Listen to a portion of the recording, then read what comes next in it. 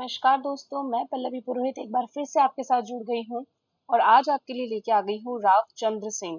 जी हाँ दोस्तों, एक बार फिर से मैं आप सभी का स्वागत करती हूँ। वेलकम्स यू ऑल ऑन गुरु शिक्षा 2728।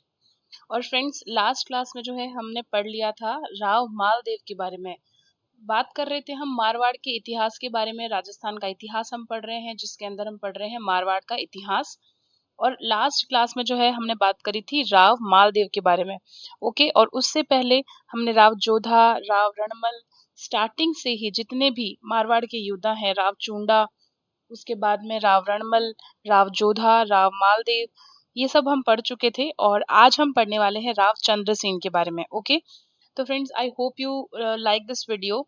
और ये आपके सभी गवर्नमेंट एग्जाम में जहां भी Rajasthan GK, art and culture आ रहा है, राजस्थान का इतिहास आ रहा है, वहां पे ये क्लास आपके लिए बहुत ही यूजफुल रहने वाली है।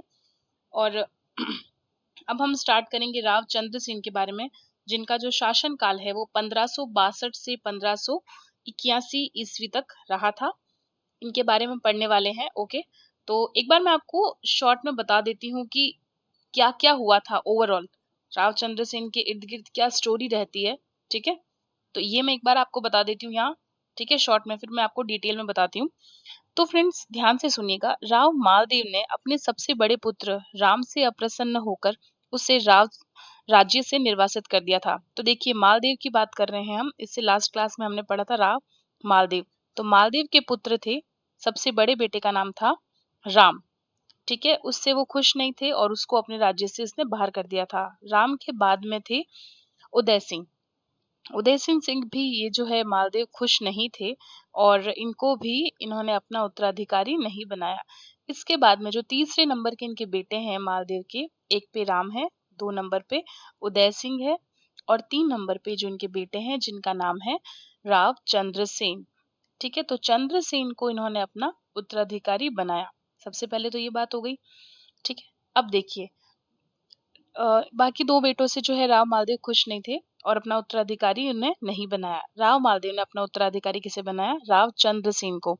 चंद्रसेन का शासनकाल कितना है? 1562 से लेकर 1581। ठीक है, 1562 से लेकर 1581। अंततः चंद्रसेन जो है मालदेव का उत्तराधिकारी बना, जो उसका तीसरा बेटा था। चंद्रसेन को अपने 2 बड़े भाइयों यानी कि राम और उदय सिंह, इनके विरोध का सामना करना पड़ा, क्योंकि मालदेव ने अपना उत्तराधिकारी राम को भी नहीं बनाया था और उदय सिंह को भी नहीं बनाया था। ठीक है, तो फिर राम ने भी क्या किया? चंद्रसेन का विरोध किया। उदय सिंह ने भी क्या किया? चंद्रसेन का विरोध किया। तो चंद्रसेन को क्या देखना पड़ा? अपने ही भाइयों से विरोध का सामना करना पड़ा। फिर क्या किया? जो ये इनके बड़े भाई थे राम, ठीक है, इन्होंने क्या किया? ये चले गए थे 1564 में। ठीक है, जैसे इनका जो शासनकाल शुरू हुआ रावचंद्र सेन का, तो उस वक्त 1564 के अंदर राम कहाँ चले गए? अकबर के पास सहायता मांगने के लिए, कि भाई देखिए, मेरे पिताजी ने तो है मेरे छोटे भाई को अपना उत्तराधिकारी बना दिया है, तो मुझे तो आपकी सहायता चाहिए।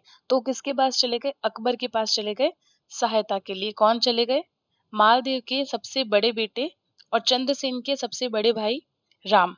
ओके, अकबर ने हुसैन कुली खां के नेतृत्व में एक सेना भेजी और जोधपुर पर अपना अधिकार कर लिया।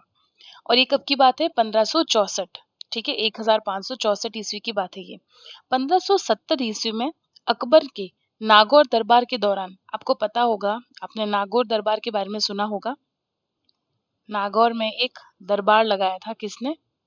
अकबर ने। ओके, तो नागौर दरबार कब हुआ था? 1570 में। ठीक है, इसके दौरान चंद्रसेन भी जोधपुर प्राप्ति की आशा से नागौर पहुंचा था।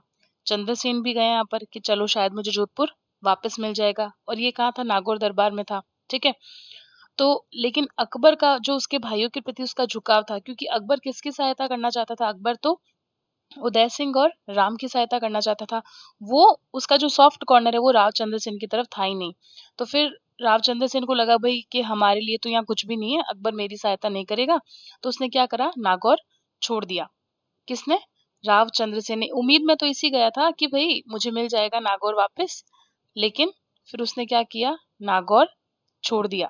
किसने छोड़ा? रावचंद्र सेन ने, क्योंकि उसको लगा था कि अकबर मुझे अब सहायता नहीं करेगा। ओके, और उसने क्या सोचा कि अब मैं संघर्ष करूंगा। किसकी बात कर रहे हैं हम?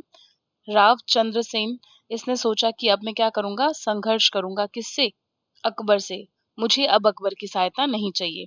अकबर ने बीकानेर के राय सिंह को जोधपुर का अधिकार दे दिया। एक बार जीतकर अधिकार तो कर लिया, और फिर वहां का राजा किसे घोषित कर दिया? बीकानेर के राय सिंह। ठीक है, तो अभी फिलहाल के लिए उनके पास यानी कि राव चंद्रसेन के पास में जोधपुर नहीं था।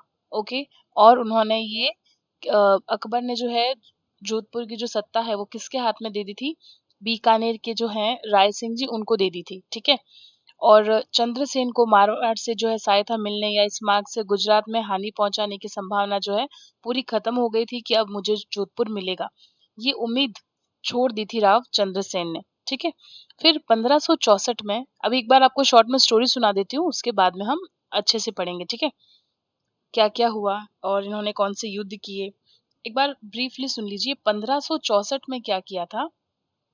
1564 में जोधपुर को छोड़ दिया। किसने? राव चंद्रसेन ने। तो मैं यहाँ शॉर्ट में लिख देती हूँ, जोधपुर छोड़ा। ठीक है, जोधपुर छोड़ा, और कहाँ चले गए ये चले गए थे भादराजून। वहां पर रहकर मुगलों की जो फौजें आई थी उनका मुकाबला किया। ठीक है, तो कहाँ चले गए? कहाँ गए वो? भादराजून। किसकी बात कर रहे हैं हम बात कर रहे हैं राव चंद्रसेन, जो कि राव मालदेव के तीसरे बेटे हैं। इनके भाइयों की वजह से अकबर जो है इनका दुश्मन बन गया था, और फिर इनको जोधपुर छोड़ना पड़ा, और ये कहाँ चले गए? भादराजून चले गए, और वहीं पर रहकर मुगलों की जो फौज है या मुगलों की सेना कह सकते हैं, मुगलों का क्या किया इन्होंने? सामना किया। मुगलों का सामना किया, कहाँ रहकर? भादराजून में रहकर। आगे बात करते हैं। परंतु जब मुगल सेना ने उसे चारों तरफ से घेर लिया तो वहां से हटकर वे सिवाना में चले गए। यहाँ पर कोई रास्ता नहीं बचा, तो फिर चंद्रसेन कहाँ गए? सिवाना चले गए। ठीक है, सिवाना में पहाड़ियां बनी हुई हैं और थोड़ा डिफिकल्ट है वहां का रास्ता। तो सिवाना का गढ़ और जो उसका पहाड़ी भाग है बहुत ज्यादा दुर्गम है। ठीक है, तो वहां जाना इतना आसान नहीं है। तो मैं यहाँ लिख देती हूँ, रास्ता दुर्गम है वहां का। ठीक है, तो वहां पे हर कोई नहीं जा सकता है, अपनी सेना को लेकर आसानी से वहां पे नहीं पहुंच सकता है। फिर वहां तब चंद्रसेन को पता मतलब लगा कि देवीदास जो है इनके साथी थे चंद्रसेन के। ठीक है, तो वहां भी जब चंद्रसेन का पता नहीं लगा ना, तो मुगल अधिकारियों ने क्या किया? उसके जो समर्थक थे उनको समाप्त करने का प्रयत्न किया। तो राव चंद्रसेन के समर्थक कौन कौन थे? रावल सुखराज, सूजा तथा देवीदास। ये तीनों ही क्या थे? चंद्रसेन के साथी थे। ठीक है, तो अभी हम बात कर रहे हैं जोधपुर छोड़ा। छोड़ा किसने जोधपुर? मैं यहाँ लिख देती हूँ चंद्रसेन, ताकि मैं उसके साथियों के बारे में इजीली बता सकूं। यहाँ हम बात कर रहे हैं चंद्रसेन के बारे में। चंद्रसेन ने क्या छोड़ा था? जोधपुर छोड़ा था, और इसके जो साथी हैं, यहाँ लिख देती हूँ साथी, 3 साथी हैं इसके। ठीक है, और इनके नाम मैं आपको बता देती हूँ। रावल सुखराज, अकबर को लगा ना कि अब मैं उसको नहीं मार सकता हूँ, राव चंद्रसेन को, वो तो मिला नहीं, तो उसके जो 3 साथी थे, रावल सुखराज, सूजा सूजा और तीसरे का नाम है देवीदास।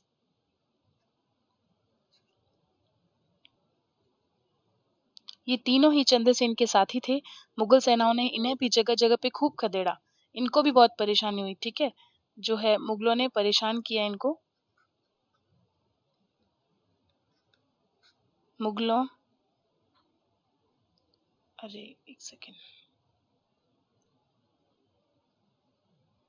मुगलों ने परेशान किया इनके दोस्तों भी। ये दोस्त किसके हैं? राव चंद्रसेन के। ठीक है, तो इनकी मतलब इनसे ये खूब परेशान हो गए मुगलों से। और इसके बाद चंद्रसेन ने क्या किया? वे जो सिवाना में है मुगल शक्ति लगा दी गई, और जिससे तंग आकर वह रामपुरा के पहाड़ियों पर चले गए। तो अब वो सिवाना छोड़कर कहाँ चले गए? अब चंद्रसेन कहाँ चले गए? रामपुरा की पहाड़ियां। रामपुरा की पहाड़ियों पर चले गए, रामपुरा के पहाड़ों पर वो चले गए। ठीक है, अभी भी उन्होंने हार नहीं मानी है। इन्होंने अकबर की अधीनता अभी भी स्वीकार नहीं की है। और जब उन्हें लगा कि भाई अब सिवाना में नहीं है ये, और अब ये रामपुर चले गए, इनको पता तो नहीं था मुगलों की सेना को, तो ये जानकर कि मुगलों की छोटी सी सेना के लिए इतने विस्तृत पहाड़ी प्रदेश को घेरना कठिन था, तो अपने जो ये बादशाह थे उस वक्त के अकबर, उन्होंने अपनी सेना में वृद्धि कर दी, लेकिन फिर भी चंद्रसेन उनके हाथ नहीं लगा। अभी भी उनके हाथ नहीं लगा। हाथ नहीं लगा। कौन नहीं लगा? चंद्रसेन ने अभी भी हार नहीं मानी थी और मुगलों की सेना के हाथ नहीं आए थे। सिवाना से निकलकर चंद्रसेन पीपलोद और वहां से काणूजा। पहले कहाँ गए? पीपलोद। मैं इस बार पेन का कलर चेंज कर लेती हूँ ताकि यहाँ पे अलग अलग जगह जहां जहां से जो है चंद्रसेन गए थे, मैं उन सब के बारे में आपको बता देती हूँ। ये ज्यादातर पहाड़ी रास्तों पर रहे थे। तो पहले गए थे ये पीपलोद। पीपलोद। पीपलोद और उसके बाद ये गए थे काणूजा। ये सभी पहाड़ी हैं, तो मैं बार बार नहीं लिख रही हूँ।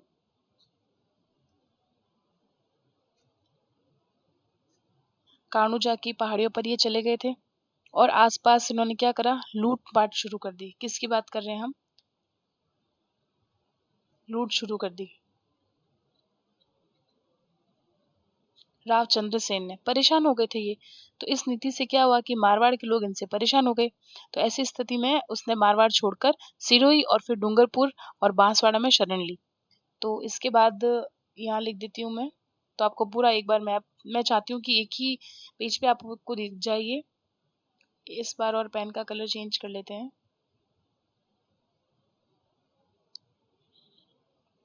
तो लूटपाट शुरू करी और उसके बाद ये कहाँ गए?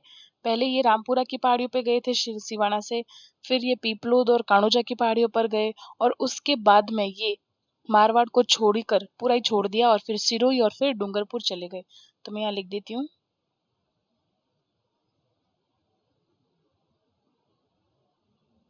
सिरोही और उसके बाद ये गए डूंगरपुर।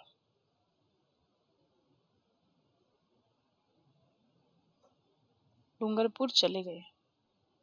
मतलब जगह जगह से परेशान हो गए थे रावचंद्र सेन। मुगलों की सेना से अकबर ने परेशान करके रख दिया था उनको। ठीक है, डूंगरपुर चले गए थे ये। फिर इन्होंने क्या किया? बांसवाड़ा में भी शरण ली इन्होंने।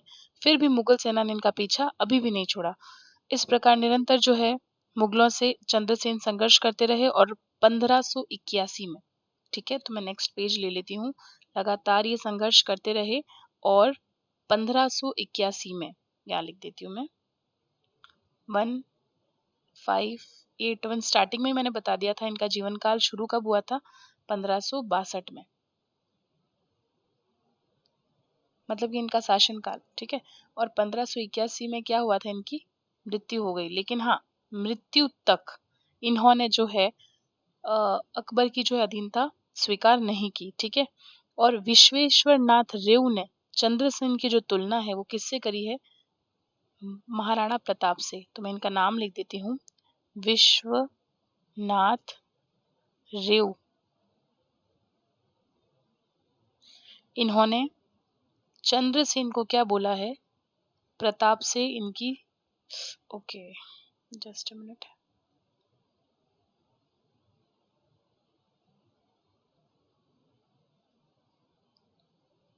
चंद्रसेन को। अब आपसे ये क्वेश्चन भी पूछ सकते हैं कि चंद्रसेन की तुलना प्रताप से किसने की है? ठीक है, तो ये करी है विश्वेश्वर नाथ रेव ने करी है। ठीक है, इनकी तुलना प्रताप से की है क्योंकि प्रताप को भी इतने ही जो है मुगलों का सामना करना पड़ा था। इतनी बार जो है मुगलों ने इनके ऊपर आक्रमण करना पड़ा और वे भी पहाड़ों पर भटकते रहे थे और उन्होंने भी मुगलों की अधीनता जो है स्वीकार नहीं करी थी। इसीलिए चंद्रसेन को क्या कहा जाता है? मैं यहाँ पेन का कलर चेंज करके लिख देती हूँ। पूछा जा सकता है कि ये किसकी उपाधि है? मारवाड़ का प्रताप किसे कहते हैं? तो मैं ये लिख रही हूँ यहाँ पर, मारवाड़ का प्रताप कहते हैं चंद्रसेन को। राव चंद्रसेन को क्या कहा जाता है? मारवाड़ का प्रताप।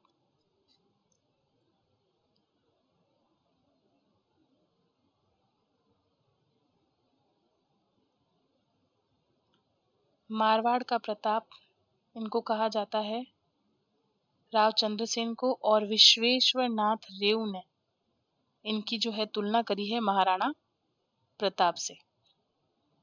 ठीक है फ्रेंड्स, तो ये ओवरऑल जो थी कहानी ये इनके बारे में थी, राव चंद्रसेन के बारे में। अब मैं आपको थोड़ा और डिटेल में बताऊंगी कि इनके बड़े भाई ने क्या किया। अकबर ने अपना कौन सा सेनापति भेजा? अकबर ने भेजा सेनापति हुसैन कुली बेग को, ठीक है, जोधपुर पर आक्रमण करने के लिए। 1570 ईस्वी में क्या हुआ था? चंद्रसेन ने अकबर के नागौर दरबार में भाग लिया, लेकिन अकबर ने उनकी तरफ झुकाव नहीं दिखाया। वो उनकी तरफ नहीं थे, वो उनके भाइयों की तरफ थे, ठीक है। तो बिना मुलाकात किए ही चंद्रसेन वहां से वापस लौट आए। रामकरण आसोपा के अनुसार चंद्रसेन को अकबर ने भेंट के लिए निमंत्रण भी दिया था। और विश्वेश्वर नाथ रेव क्या कहते हैं कि अकबर की इच्छा भी थी कि अगर चंद्रसेन थोड़ी सी भी, जरा सी भी अगर मेरी अधीनता स्वीकार कर ले। अकबर क्या चाहता था? अकबर ये चाहता था कि अगर चंद्रसेन थोड़ी सी भी मेरी अधीनता स्वीकार कर ले तो मैं क्या करूंगा, उसको पूरा जोधपुर दे दूंगा। चंद्रसेन की क्या चाहता था? अधीनता, जरा सी भी, ठीक है, जरा सी, बहुत थोड़ी सी भी अगर हाँ बोल देना कि बस हाँ कर लूंगा, इतना कर लूंगा, और कुछ भी नहीं करता, अगर वो सिर्फ हाँ बोल देता कि हाँ भाई मैं तेरी अधीनता स्वीकार करता हूँ, तो अकबर क्या देता उसको? जोधपुर दे देता। लेकिन ये तो वीर थे, जोधपुर दे देता। कौन दे देता? अकबर दे देता। लेकिन चंद्रसेन ने ऐसा नहीं किया, ठीक है। अबुल फजल तथा बदायूनी के अनुसार चंद्रसेन ने अकबर की अधीनता स्वीकार कर ली थी। अबुल फजल ऐसा कहते हैं और बदायूनी भी ऐसा कहते हैं कि अकबर की जो है अधीनता स्वीकार कर ली थी, ऐसा कहते हैं। ये तो मैं यहाँ लिख देती हूँ। कुछ लोग ऐसा मानते हैं कि इसने अधीनता स्वीकार की। और ये बात कौन कह रहे हैं? ये बात कहने वाले हैं अबुल फजल। देखिए, अब हमने तो देखा नहीं, जैसा सुना जैसा पढ़ा वैसा हम पढ़ लेते हैं। अबुल फजल कह रहे हैं एक तो, और दूसरे ये कह रहे हैं बदायूनी। ये दोनों ही कह रहे हैं कि, पर मुझे इनका जैसा कैरेक्टर लग रहा है, मुझे नहीं लगता कि इन्होंने अधीनता स्वीकार करी होगी, ठीक है। परंतु ये बात असत्य है, क्योंकि यदि अगर ऐसा होता तो चंद्रसेन को नागौर दरबार से पलायन की आवश्यकता नहीं पड़ती, ठीक है। और अकबर जो है भाद्राज उन पर आक्रमण भी नहीं करता। तो ये बात जो इन्होंने बोली है अबुल फजल जी ने और बदायूनी ने, कि भाई अकबर की जो है अधीनता स्वीकार कर ली थी, तो ये बात कुछ हद तक या काफी हद तक कह सकते हैं सही नहीं है, क्योंकि हमले तो किए ही थे अकबर ने, ठीक है। अगर ऐसा होता तो फिर अकबर हमला ही क्यों करता? अकबर ने भाद्राजुन पर आक्रमण किया, चंद्रसेन ने, आपको पता ही, वो सिवाना चले गए थे, और फिर बाद में वो उनका विरोध करते हुए कान्होजा और चंद्रसेन कहाँ चले गए थे? कान्होजा और पीपलोद, पीपलोद चले गए थे वो, ठीक है। चंद्रसेन ने आजीवन अकबर के खिलाफ संघर्ष किया, लेकिन अकबर की अधीनता स्वीकार नहीं की। तो मैं यहाँ एक एरो बना के लिख देती हूँ, अधीनता स्वीकार नहीं की, बिल्कुल नहीं की, अंत तक नहीं की अपने जीवन काल में। और 1581 में सारण की पहाड़ियां, ठीक है, सिवैया पाली नामक की जगह पर बैरीसाल नामक सामंत द्वारा जहर देने के कारण चंद्रसेन की मृत्यु हो गई, ठीक है। और इनको कुछ उपाधियां भी मिली है, ये भी हम देख लेते हैं इनकी उपाधियां कौन सी है। एक तो मैंने अभी अभी आपको बताया कि हम बात कर रहे हैं किसकी? उपाधियों के बारे में। किसकी उपाधियां?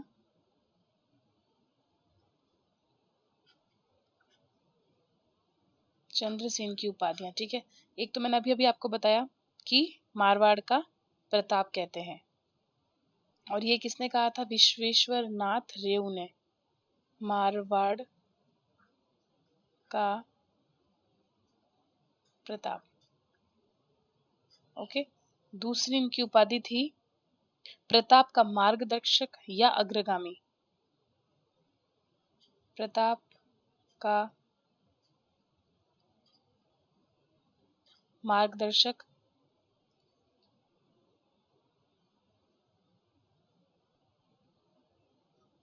या फिर क्या कहेंगे इनको? अग्रगामी, ठीक है। और थर्ड नंबर पे बात कर लेते हैं मारवाड़ का भूला बिसरा राजा। इनको और किस नाम की उपाधि मिली थी? मारवाड़ का भूला बिसरा राजा। तो ये 3 उपाधियां हैं रावचंद्र सेन की, और मैंने आपको बता दिया है कि इनकी मृत्यु हो गई थी 1581 में। ठीक है, ऐसा बताया जाता है कि जहर देने के कारण इनकी मृत्यु हो गई थी। अब इनको चंद्रसेन को प्रताप के समान बताया। क्यों? क्योंकि दोनों ने ही क्या किया था, अकबर का सामना किया था अपने जीवन के अंतिम समय तक। तो कुछ ऐसी बातें हैं जो समानताएं हैं किसके बारे में, किस किस की समानताएं हैं ये? प्रताप, समानताएं, किसकी समानता है? पेन का कलर चेंज करके बता देती हूँ मैं। कुछ पॉइंट्स बोल दूंगी, आप फटाफट से सुन लीजिएगा, इसको अच्छे से सुन लेना प्लीज।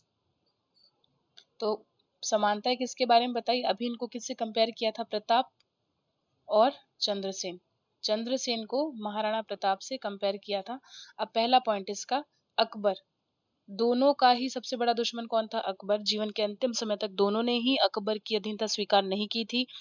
दोनों ने ही छापामार युद्ध प्रणाली का अनुसरण किया था। युद्ध की प्रणाली कौन सी तो दोनों की थी? छापामार युद्ध। तो मैं एक एक वर्ड लिख देती हूँ ताकि आपको याद रहेगा। छापामार युद्ध की प्रणाली दोनों ने अपनाई थी। दोनों को ही अपने भाइयों का विरोध सहना पड़ा था। तो ठीक है, यहाँ मैं भाइयों का लिख देती हूँ, भाइयों का विरोध। तो चंद्रसेन के साथ भी यही हुआ था और महाराणा प्रताप के साथ भी यही हुआ था, भाइयों का विरोध।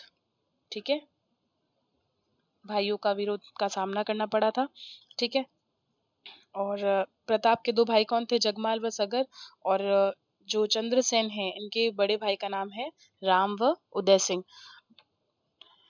दोनों के ही राज्यों पर अकबर ने अपना अधिकार कर लिया था और दोनों को ही अपने राज्य से बाहर जाकर शरण लेनी पड़ी थी।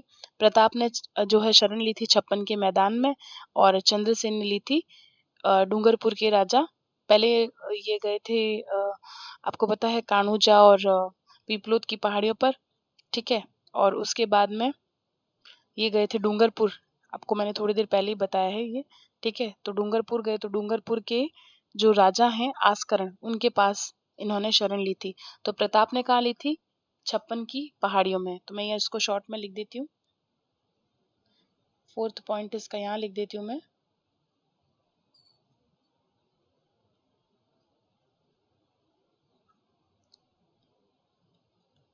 प्रताप, ये पॉइंट आपको यहाँ भी याद हो जाएगा। छप्पन की पहाड़ियां। ठीक है, क्या किया था प्रताप ने? यहाँ पर शरण ली थी। और इनका मैं यहाँ लिख देती हूँ जल्दी से। हम बात कर रहे हैं रावचंद्र सिंह के बारे में, तो इनका भी मैं यहाँ लिख देती हूँ। 4th पॉइंट ही है ये। इन्होंने शरण ली थी, किसने? इनका नाम लिख देती हूँ। चंद्रसेन ने शरण कहाँ ली थी? डूंगरपुर आस्करण जी के पास। डूंगरपुर राजा लिख देती हूँ आगे, तो आपको पता रहेगा कि राजा है वहाँ के आस्करण जी। ठीक है, इनके पास दोनों को ही शरण लेनी पड़ी थी। तो ये क्या हो गई? इनकी समानताएं हो गई। कुछ इनकी असमानताएं भी हैं। ठीक है, असमानताएं कौन सी इनकी मैं बता देती हूँ आपको, कि प्रताप का जो मुगल विरोध है वो उसके राज तिलक के साथ ही शुरू हो गया था। प्रताप के स्टार्टिंग से ही, मतलब जैसे उन्होंने शासन शुरू किया ना, तब से ही अकबर उनके दुश्मन बने हुए थे। लेकिन चंद्रसेन के साथ ऐसा नहीं था। चंद्रसेन की जो दुश्मनी है अकबर के साथ में, वो नागौर दरबार से शुरू हुई थी। ठीक है, और प्रताप का जो मुगल का विरोध था, उसके मृत्यु के बाद भी उसके बेटे अमर सिंह को भी उसका सामना करना पड़ा। लेकिन ऐसा चंद्रसेन के साथ नहीं था। चंद्रसेन की मृत्यु के साथ में अकबर की जो उसकी दुश्मनी है वो खत्म हो गई थी। और प्रताप ने हल्दी घाटी और दिवेर के युद्ध में डायरेक्ट सामना किया था अकबर का। लेकिन चंद्रसेन के साथ ऐसा नहीं हुआ। उसने कोई लाइव युद्ध नहीं किया था अकबर के साथ में। ठीक है, और प्रताप ने चावंड को अपना स्थायी केंद्र भी बनाया था, लेकिन चंद्रसेन ने ऐसा कुछ नहीं किया था। और प्रताप ने जो है मेवाड़ की जनता में राष्ट्रवादी भावनाओं का संचार भी किया, लेकिन चंद्रसेन ऐसा नहीं कर पाए थे। ठीक है, तो इन समानताओं के बावजूद भी क्या समानता रही, कि भाई दोनों ही पहाड़ों पे चले गए थे, दोनों के ऊपर अकबर लगातार आक्रमण करवाता रहा, दोनों को अपने राज्य के बाहर शरण लेनी पड़ी, और जीवन के अंतिम समय तक दोनों ने ही अकबर की अधीनता स्वीकार नहीं की। ये दोनों ही कौन है? प्रताप एंड चंद्रसेन। महाराणा प्रताप, जी हाँ, जो मेवाड़ के हैं। हम फिलहाल पढ़ रहे हैं मारवाड़ का इतिहास। तो उसमें हम बात करें रावचंद्र सिंह के बारे में, ठीक है। नागौर दरबार हुआ था, वहां पे ये गए भी थे रावचंद्र सिंह, ठीक है। तो अगली क्लास में मैं आपको बताऊंगी कि जो ये नागौर दरबार है उसका महत्व क्या है, नागौर दरबार कहाँ हुआ, क्यों हुआ, ठीक है। और उसके बारे में कुछ और आईएमपी बातें मैं आपको बताऊंगी। तो आई होप कि आपको ये क्लास पसंद आई होगी। तो अभी तक अगर आपने गुरु शिक्षा को लाइक नहीं किया है तो कर दीजिए, शेयर नहीं किया है तो कर दीजिए, एंड सब्सक्राइब करना तो बिल्कुल भी मत भूलिएगा। और आप इस बेल आइकन को दबाना भी मत भूलिएगा, ताकि आपको जो अगली क्लास का है नोटिफिकेशन आ जाएगा, अगले वीडियो का नोटिफिकेशन आ जाएगा आपको, ठीक है। तो आई hope you like the video. मेरी कोशिश रहेगी कि मैं आपके सभी गवर्नमेंट एग्जाम का जो डेटा है आप तक पहुंचा दूं। सीईटी का नोटिफिकेशन आ गया है दोस्तों, बिल्कुल सही कह रहे हैं आप। सितंबर के अंदर इसका एग्जाम होने वाला है, सितंबर लास्ट वीक के अंदर। और अभी अगस्त में इसके फॉर्म भरे जाएंगे, सितंबर 7 तक भरे जाएंगे। तो सीईटी में भी आपको पता है राजस्थान हिस्ट्री का कितना ज्यादा इंपॉर्टेंस है।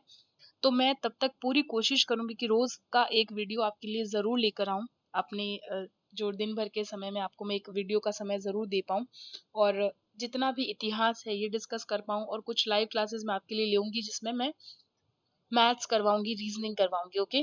तो प्लीज आप चैनल को सब्सक्राइब जरूर करें और टाइम टू टाइम देखते रहें, क्योंकि मैं आपकी मदद करना चाहती हूँ दिल से। तो thank you so much for watching, keep watching.